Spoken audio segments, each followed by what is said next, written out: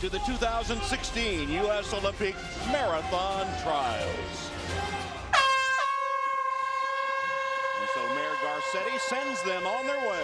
You see Ritzenhein, who had the worst possible outcome at the Marathon Olympic Trials in Houston 4 years ago when he finished 4th, as he remembered.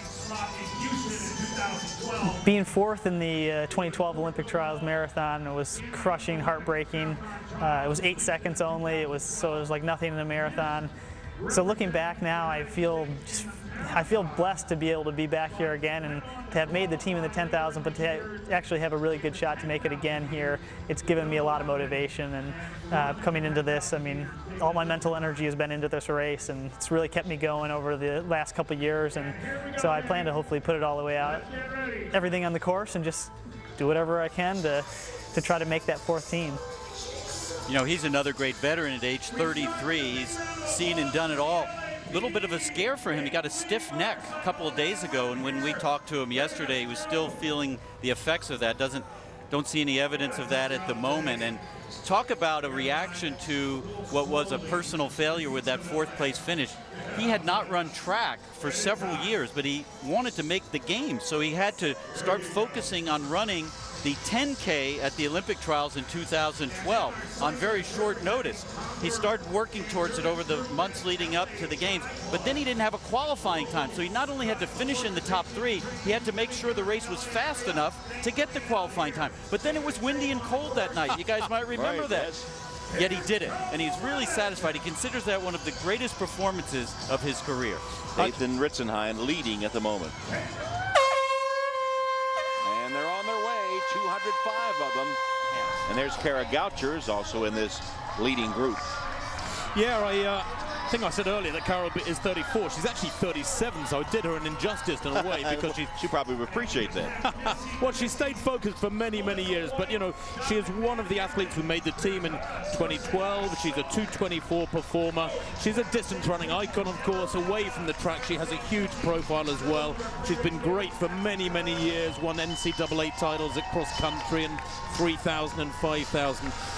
But this is a difficult section, this for Kara, I suspect, because it's just beginning. The heat's beginning to build up. We're mid-race now, Tom. They've gone through 8 miles with another 5:50 clocking. And I just wonder what is going through the mind of Kara, where her confidence has been low. The build-up has been pretty good, but, you know, confidence is so critical in this game. Yeah, but she's had a year. She calls it a year of uninterrupted training, and if you wonder about the heat, think back to 2007 Osaka. She won the bronze medal in the 10,000 meters in a brutally, brutally hot evening there. She really is feeling confident because she's back to those same coaches that she had at the University of Colorado who got her to that NCAA title that you mentioned, and that's given her a great comfort to sort of be back home.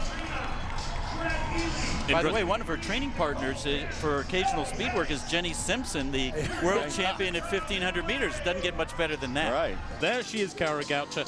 You know, has already made Olympic team. She took 3rd 4 years ago and raced in London, and raced well in London too. You know, she hasn't received the credit she deserves for placing, I think it was in 10th place at the London Games.